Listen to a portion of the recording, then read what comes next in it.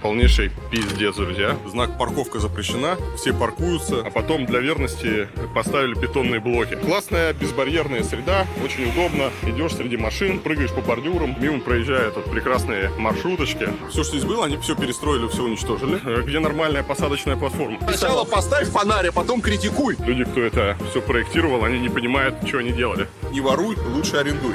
Илья, просто ты не любишь Россию, признайся. Друзья, мы приехали с Аркашей в Краснодар. И я могу вам быстренько рассказать о своих первых впечатлениях. Я вчера вечером, когда заехал в отель, первое, что я увидел около входа в отель, это бутылка водки и стаканчики. Я был немножко поражен, потому что отель вроде бы нормальный, сетевой. Это, по-моему, Four Points от Sheraton. Когда я зашел внутрь отеля, я увидел огромное количество каких-то пьяных тел. Удивленно спросил на ресепшене, что у вас здесь такое происходит. Мне сказали, не переживайте, у нас корпоратив. Первое впечатление, это, конечно, аэропорт Краснодара, который похож на какой-то рынок. Как комары в тайге меня облепили таксисты, которые начали просто впиваться меня своими хоботками мне в мозг и говорить такси, такси, такси, такси. Мне просто видно, что ты не местный. Вообще, первый признак, что что-то идет не так, это нелегальные таксисты в аэропорту, то есть, значит, нету порядка вообще сразу. А без порядка чудес не Зато к бывает. местному аэропорту подходит троллейбус. Да? Прям вот первая линия. Я надеюсь, на троллейбусе И вы- приехал. Вот видите, он все говорит, что общественный транспорт рулит, а сам не ездит на нем. Потрясающе, смотрите, друзья. Муниципальный транспорт, трамвай. Раз. Трамвай 2. Плюс в том, что трамвай чистый, без рекламы. На рельсах почему-то лежит булыжник, вот, лежит какими-то заплаточками. Странно, почему они это так оставили. Вот он, наш трамвай, номер 2. Я, кстати, не знаю, куда он идет. Давай, поехали во втором вагоне. Во втором вагоне самый кайфец ехать. Где нормальная посадочная платформа. Краснодарский трамвай прекрасен. Проблема Краснодара то же самое, как и в Ростове, когда они берут в старый центр, который был всегда преимущественно малоэтажным, одно-двухэтажные домики, многие из них дореволюционные, была какая-то целостная сложившаяся застройка, они берут и просто разрывают ее вот этими вот многоэтажками, совершенно неуместными, и вот эти вот многоэтажки, они уничтожают все вокруг, то есть уже нету среды. Мы, с одной стороны, сохраняем какие-то отдельные здания, и мэрия часто заявляет, что вот памятники архитектуры мы сохранили, но из-за того, что вот совершенно неуместно появляются какие-то новые доминанты, которые никак не взаимодействуют с окружением, они уничтожают всю среду, а среда — это главная ценность города. Краснодар, который мог быть очень хорошим Краснодаром, но, как и в Ростове, видите, мы везде видим какие-то совершенно неуместные эти многоэтажные дома, которые они поналепили, и которые просто уничтожают всю историческую среду. Илья, просто ты не любишь Россию, признайся, ведь новое все намного Я лучше, чем старое. люблю Россию. Ведь, туалет во дворе, вот ты бы сам жил в таком доме? Аркаш, учитывая, что я последние много лет живу в доме, которому больше 100 лет, я, как никто, знаю все минусы проживания в старом доме. Без горячей воды, без всего остального. Я счастлив каждый раз заходить в свой дом, трогать исторические рамы, открывать большую историческую дверь. И мне доставляет огромное удовольствие. Двор, когда ты ремонтируешь, как У меня нет двора. У меня нет двора. Когда Ксения Анатольевна ко мне приходила в гости, она зачем-то повела меня в соседний двор, потому что у меня дом, так получился, находится в центре, и нету двора, то есть он выходит прямо на улицу, а с другой стороны... Собчак нашла его. Да, а Собчак, она пришла вообще в другой двор зачем-то. При этом там была одна странная история, потому что я сказал, Ксения, я не хотел бы показывать, где я живу, поэтому мы не будем смотреть мой дом. Она сказала, окей, не проблема, мы найдем другой. И она совершенно так, вот какой-то левый двор, который ко мне не имеет никакого отношения, и начинает, как будто он мой. Типа, почему ты не отреставрировал двор? Я думал, окей, что это такое? Да, тут происходит какая-то дичь, потому что здесь построили какую-то мерзотнейшую херню.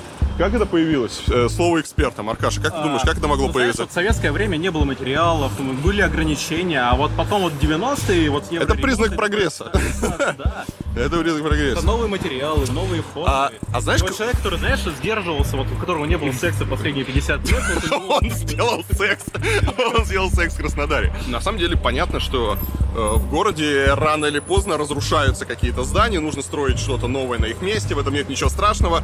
Но это очень сложно, потому что нужно строить деликатно, нужно строить с уважением к исторической среде, к сложившейся застройке. И часто, когда ты показываешь какие-нибудь удачные европейские примеры, а в Европе с вот этим вторжением в историческую среду умеют очень деликатно и хорошо работать, то тебе отвечают люди: ну, то же самое и у нас. И приводят, например, вот это, да? И они видят разницу между каким-то деликатным, новым строением, которое просто служит так фоном для сложившейся исторической застройки, и каким-то этим вот барахлом с цвет-фасадом, с цветным остеклением, который просто разрывает здесь все. Вкус надо воспитывать, изучать архитектуру, смотрите хорошие примеры. Все, что здесь было, они все перестроили, все уничтожили. Ничего здесь не осталось. Смотрите, да, вот какой вот классный дом. Кирпичик, все такое вот тактильное, классное, да? А там уже новый кирпичик, а новый кирпичик не классный. Ну вот человек взял, да, и плиткой цоколь зашил. А чё? Очень не хватает, вот мы даже сейчас идем, видите, повсюду какие-то заборы, еще что-то. И в таких городах, учитывая особенно то, что, ну, много застройки в Краснодаре, такой, как можно сказать, не частный, да, вот эти вот индивидуальные такие дома, и очень не хватает какого-то единого стиля. Вот, например, что касается заборов. Хороший пример, вы привести Ригу, они везде сделали заборы в едином стиле. Они разные, но они все в едином стиле, и очень хорошо смотрятся, они не портят город, то есть нет такого, что кто какой забор купил на рынке, такой забор и поставил. Вот. И город получается стилистически выдержанным. А здесь вот здесь такой забор, там другой забор, и какая-то ерунда. Профлист просто это профлист с принтом. Очень не хватает хороших типовых заборов. А зато еще ведь каким-то чудом сохранилась вот вся вот эта вот красота. Такие кованые козыречки. Ты вот идешь и подмечаешь какие-то такие вот нюансы. Вот сохранили исторический столб. Вообще каким-то чудом. И это очень круто. Поэтому вот все эти вот артефакты, даже несмотря на какую-то перестройку, их нужно сохранять, потому что они как раз и дают ту самую локальную идентичность. И вот эта вот ценность среды увеличивается. Потому что ты идешь, и тебе приятно на это посмотреть. А я, друзья, напоминаю, что когда вы гуляете по городу, мы рассматриваем прогулку в контексте вашего общения с городом. И это общение должно быть двустороннее, то есть город нужно что-то рассказывать.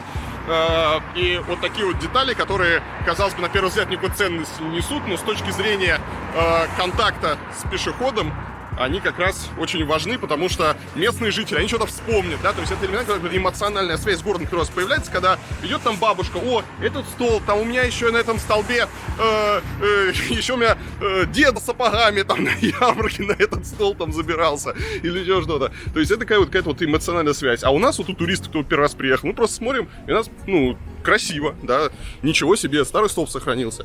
Поэтому вот эти вот детали, которые на первый взгляд, может быть, и не важны, они как раз супер важны. Краснодарский край – это рай. Краснодарский край – это щедрый урожай. Краснодарский край – роскошные курорты, и объятия для тебя всегда распростерты. Просто потрясающе. Потрясающе, смотрите, знак «парковка запрещена», все паркуются, стоит какой-то мерзкий забор вдоль тротуара, ну и вот самый красавчик, он взял и заехал на тротуар. Кстати, плюс забора в том, что эвакуатор не может из-за забора отсюда вытащить вот этого мудака, который здесь припарковался. Полнейший пиздец, друзья. Вот то, что вот такая ситуация тут с парковкой. Почему этим никто не занимается, вот непонятно. Народ так вот их обходит, эти машины. А из-за того, что зона платной парковки не работает. Никто не платит, никто не штрафует за нарушения. С другой стороны, вот по этой улице хорошо видно, что здесь можно ее сужать, оставлять однополосную, парковку убирать. Человек вот здесь припарковался, и как ему... То есть ему придется дальше типа проезжей части. То есть как он по замыслу проектировщиков упадет здесь на тротуар. А если здесь парковаться нельзя, надо сделать так, чтобы здесь не было просто места. То есть надо просто сузить дорогу. Все плевать хотели на правила парковки, потому что вот человек, видите, взял и на своем BMW припарковался прямо на пешеходном переходе. Спрашивается, какого хрена? Вот видите, я так выхожу, а тут бац, и несется маршрут, который просто не видит пешеходов. Все из-за того, что вот всякие нехорошие люди вот так вот паркуются. За это надо просто брать и эвакуировать нафиг машину, лепить огромный штраф, и тогда, может быть, у человека в голове что-то вообще появится. Слушай, а им вообще всем плевать, посмотри, тут везде висят знаки, что парковка запрещена, и везде они паркуются. Это что такое?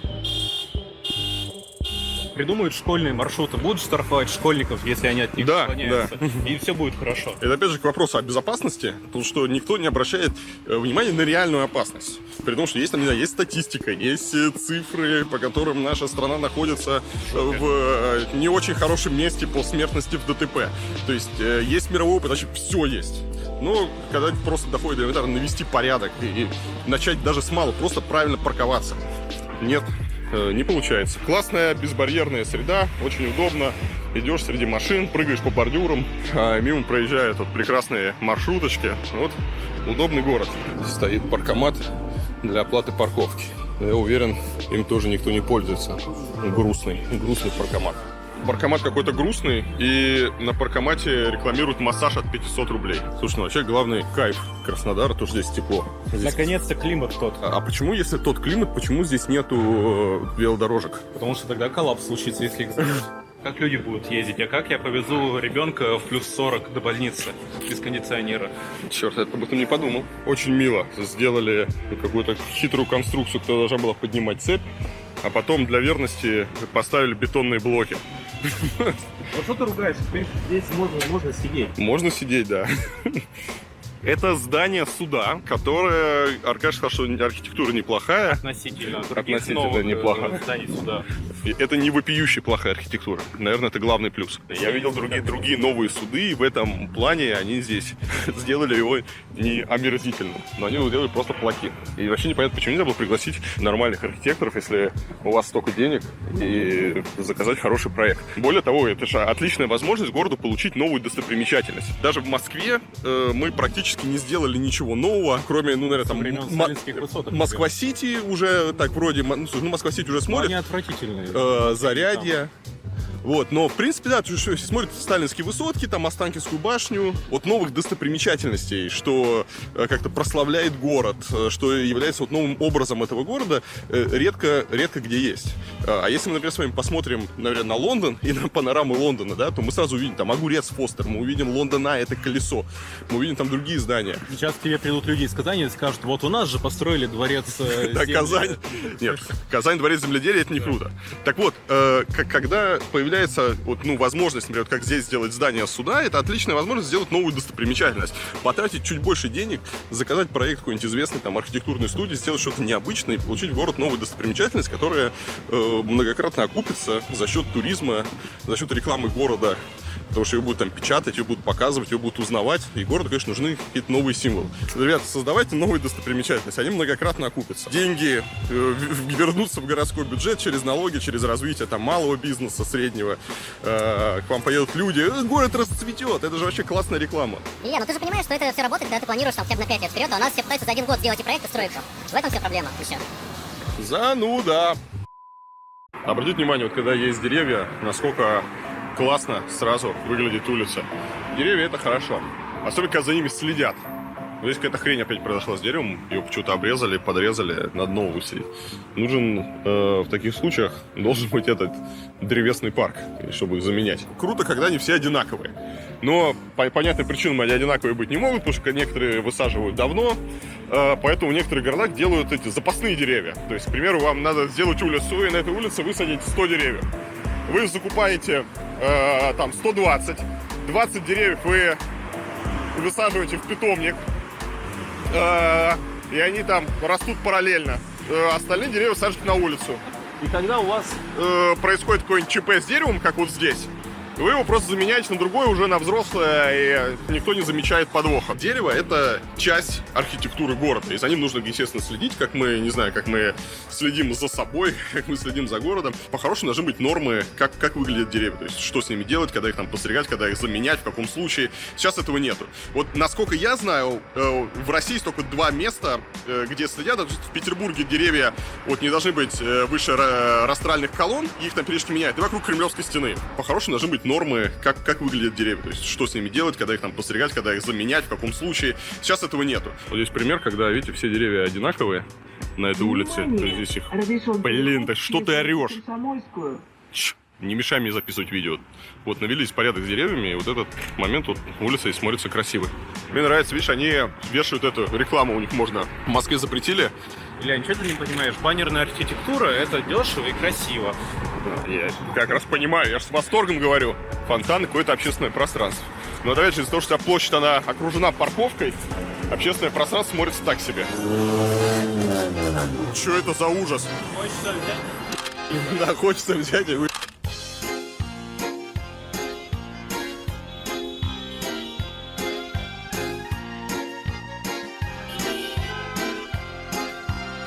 Как мы знаем, друзья, в нашей стране есть огромное количество людей, которые получают зарплату, но они даже сами не понимают, за что они ее получают. И чтобы хоть как-то оправдать свою зарплату, эти люди придумают какие-то безумные вещи, ну, чтобы изображать какую-то деятельность. Например, несколько лет назад по всей стране на площадях появились схемы, эвакуации. Появляются такие вот омерзительные стенды, где просто какая-то омерзительная графика, которая показывает, как нужно эвакуироваться. Схемы эвакуации при возникновении чрезвычайной ситуации. Бегите куда хотите. А сюда нельзя убежать? Нет, запрещено. То есть зачем это нужно? То есть для кого это делается? Зачем они уродуют?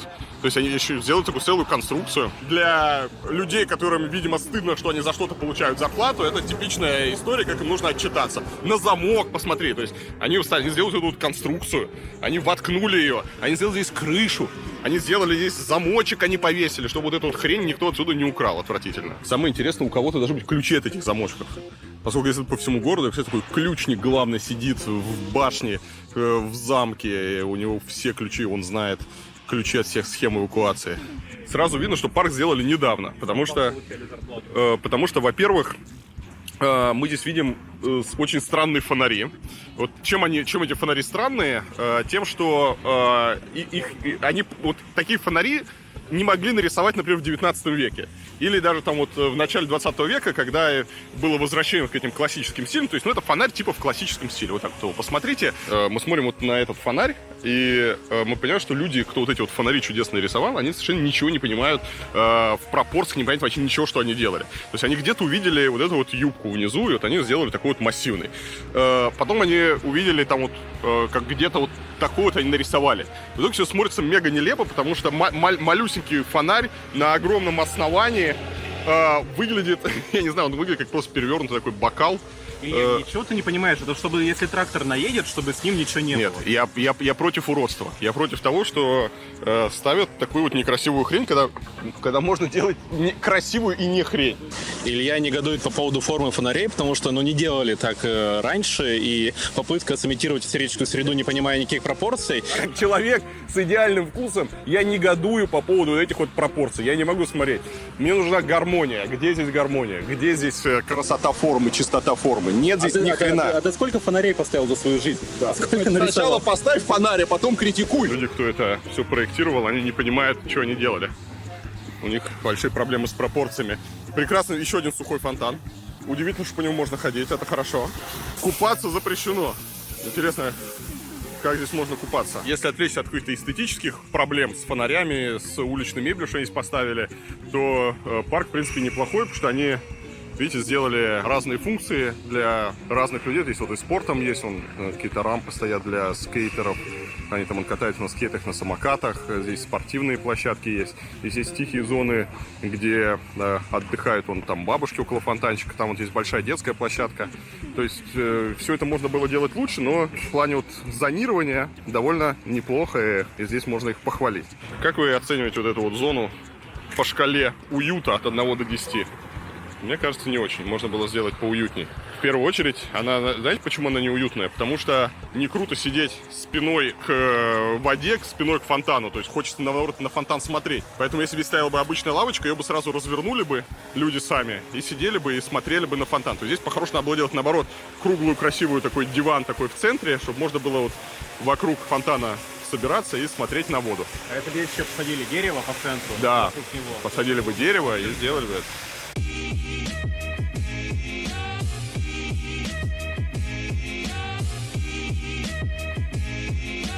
Здесь происходит что-то вот такое не совсем красивое.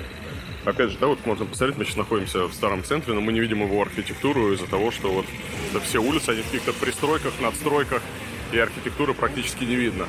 Внезапно вот после всего вот этого вот нагромождения тесноты, да, такое огромное пространство и комплекс советский, такой модернистский. Выглядит, кстати, прикольно, потому что, видите, он не застроен. То есть здесь такое до сих пор сохраняется общественное пространство, нет никаких там ни ларьков, есть деревья, какой-то понятный вот ансамбль, за которым ухаживают, да, то есть все кустики пострижены, все очень так хорошо, хотя, видно, что это все дело с советских времен, но, тем не менее, как глоток свежего воздуха после вот этого вот нагромождения, настройки, парковок, всего остального. А всего-навсего просто нет машин, нет таких нелепых вывесок, нету лестниц, и, главное, стилистически все выдержано. Администрация края. Ну, видно сразу по кондиционерам, что люди там работают с комфортом. А вот здесь, кстати, потрясающая мозаика, да. Вот весь этот комплекс, он мне недаром сразу понравился, потому что он прямо такой, с советской открытки. Конечно, ужесточить бы дизайн-код, чтобы порядок с вывесками навести. Смотрите, какая классная мозаика. Мозаика потрясающая. И вот это совершенно незаметно, то, что нам казалось таким вот обыденным, оно уже стало историей. И, конечно, тоже нужно все охранять. В некоторых городах вот таким мозаикам, каким-то панно относятся без должного уважения, их сносят, выкидывают, перестраивают. На самом деле это уже тоже наша история, и вот эти здания нужно ставить под охрану и не допускать их исчезновения из города. А здесь внезапно объект культурного наследия. Это фрагмент ограды дворца, вот, архитектор Малама, или Малама, не знаю, 94-95 годы, 19 век. Вот, посмотрите, такая ограда. Ну, к сожалению, она немножко так подразрушена. Видимо, объект культурного значения не очень берегут, но круто, что даже они, видите, сохранили этот фрагмент ограды и охраняют его. Мы пришли к одному из самых красивых и интересных домов. Это дом в так называемом мавританском стиле. Его построили в начале 20 века. Это многоквартирный дом, облицован такой голубой плиточкой. К сожалению, у жильцов, поскольку это многоквартирный дом, у жильцов нет возможности его отреставрировать. Он уже оброс какими-то пристройками, надстройками. Государство такими вот историями не занимается. Хотя дом уникальный, еще раз, один из самых красивых и интересных домов Краснодара. Но вот его практически не видно. Какой классный дом. Вот. Найти бы, конечно, денег на его восстановление. Вообще уникальная история. То есть просто потрясающий дом. В нем сейчас живут люди. И он в таком ужасном состоянии. И вот никому до этого нет дела. Понятно, что у людей, которые в этом доме живут они бедно. Ну, видно там по занавесочкам и по всему остальному. У них денег, конечно, нету, чтобы все это привести в порядок. Так вот, уникальный дом и разваливается. Мне всегда очень грустно такие вещи смотреть.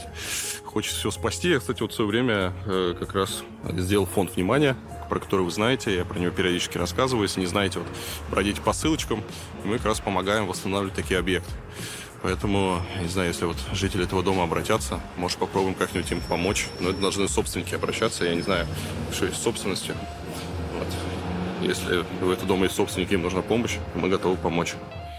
Интересно, вот там находится сад, и я сейчас на Passview зашел на свой проект с историческими фотографиями, который вам всем вам его рекомендую.